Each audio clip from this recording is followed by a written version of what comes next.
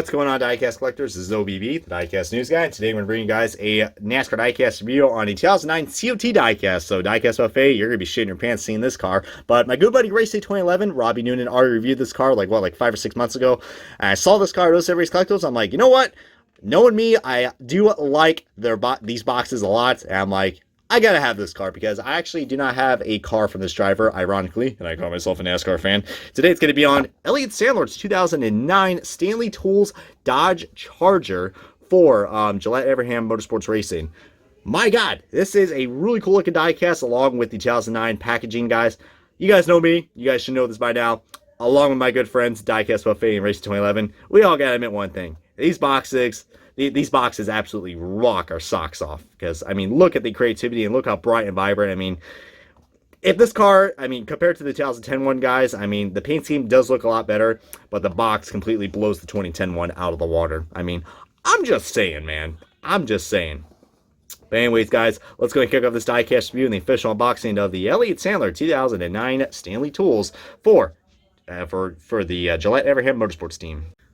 Alrighty, guys, we have the diecast out of its box, and my God, guys, this is a awesome looking diecast, even though I think it looks like the 19's a little crooked, but whatever though. This 2009 diecast made by X-Rays Collectibles, not lying now. Pretty nice looking.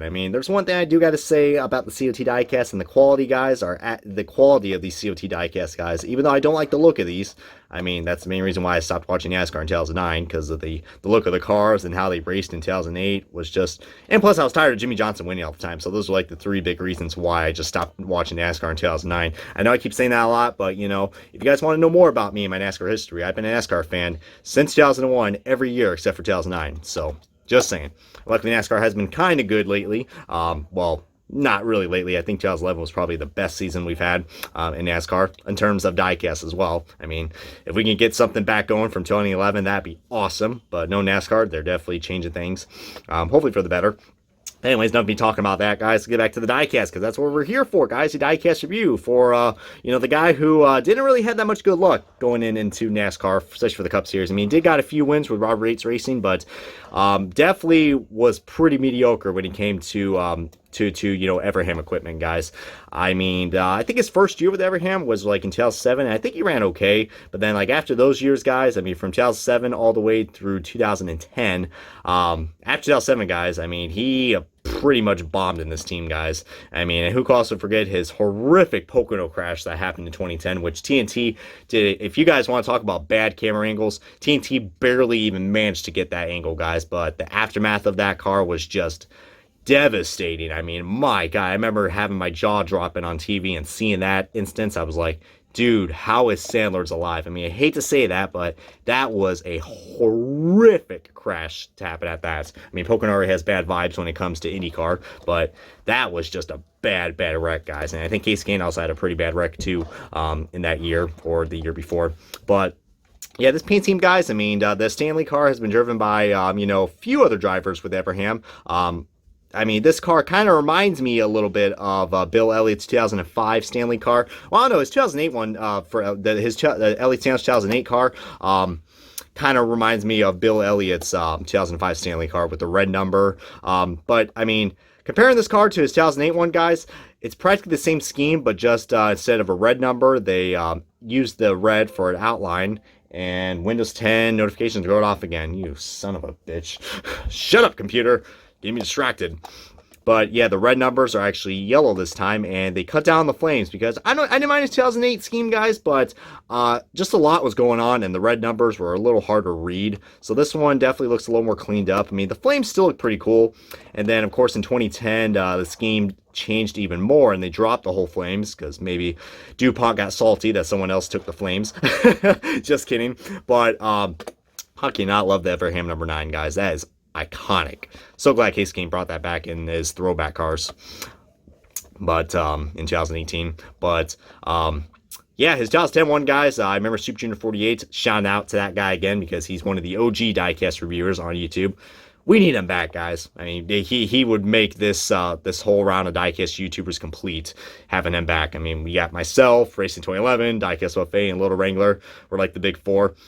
Super Junior, man, that would complete it right there.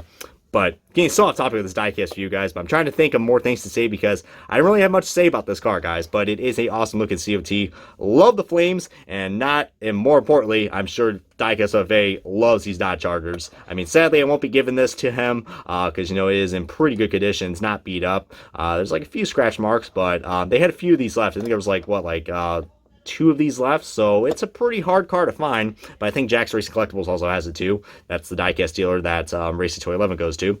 I gotta make a visit up there one of these days. But OSA Racing Collectibles is a great place to get some older NASCAR diecast, especially for these 2009 cars, guys, because these things are a fortune now, especially the Red Bull diecast. If I end up finding a Red Bull diecast, I'm literally gonna shit a gold brick, because that is gonna be cool. But yeah, guys, in my opinion, guys, this is probably my second favorite Stanley car. I mean, if I had to rank all the Elliott Sadler Stanley schemes, it would be his 2010 one, which dropped the flames. And it's like yellow right here and right here. It has like yellow swooshes, which looks cool. It's a lot more cleaned up. And then this one would be my second. And then the 2008 one would be my least favorite because just there's a lot going on. The red number didn't look right. Loving the yellow number on this. I mean, there's a lot of yellow going on, especially with Stanley and Best Buy being his main sponsors that year. I mean, can't get enough of the yellow. But of course, knowing me, I am a mechanic, so the Stanley Tools looks really cool in the mechanics collection. And yeah, it's still pretty cool that Stanley still sponsors in NASCAR. I mean, they are practically a longtime sponsor now, sponsoring Eric Jones now. Heck, I remember when they sponsored Marcus Ambrose, man. Those were some really cool days. Feel free to comment below what has been your favorite memory for Stanley, for NASCAR, guys. Whether it's a paint scheme or someone driving the Stanley car in a victory lane, which I believe is only Marcus Ambrose. But anyways, guys, this has been OBB, the Diecast News Guy. Thank you guys so much for watching this Diecast review, as my camera literally almost took an F, so that might be a good time to stop with the Diecast reviews and take a break. But just kidding, guys. If you guys enjoyed this entertaining content, guys, hopefully it's entertaining for you guys.